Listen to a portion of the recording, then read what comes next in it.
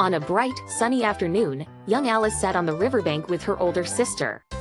She was growing bored with the book her sister was reading, as it had no pictures or dialogues. Suddenly, Alice noticed a white rabbit, surprisingly wearing a waistcoat and holding a pocket watch, muttering to itself about being late. Curiosity piqued, Alice hurried after the rabbit, following it as it vanished down a large rabbit hole.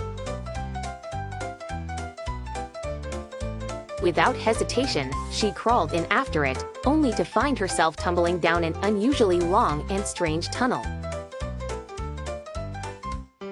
During her fall, she passed by cupboards, bookshelves, and strange pictures hanging upon pegs. Landing softly, she found herself in a peculiar hallway lined with doors. The rabbit had disappeared, but Alice's exploration led her to a small glass table with a tiny gold key.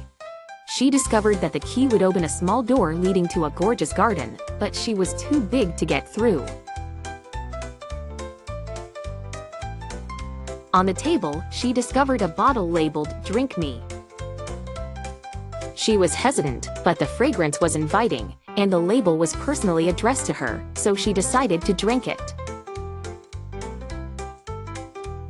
Instantly, she began to shrink down to a tiny size, perfect for entering the door. However, to her distress, Alice left the key back on the table, now beyond her reach. Her eyes fell on a box under the table containing a cake marked "Eat Me." With a bite, she grew massively, filling the room. After trying different combinations of shrinking and growing by sipping and nibbling, she finally managed to get into the enchanting garden.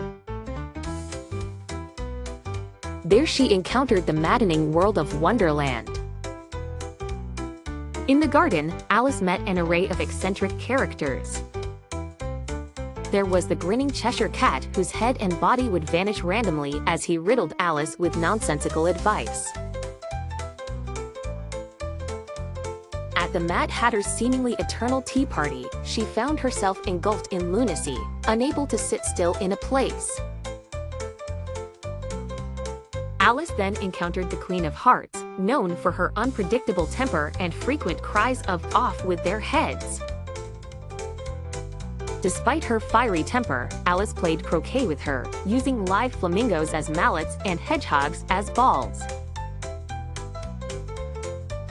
During a peculiar courtroom scene, Alice courageously stands up against the false accusations. Gradually, the absurdity closed in on her, and she felt herself being drawn back into reality.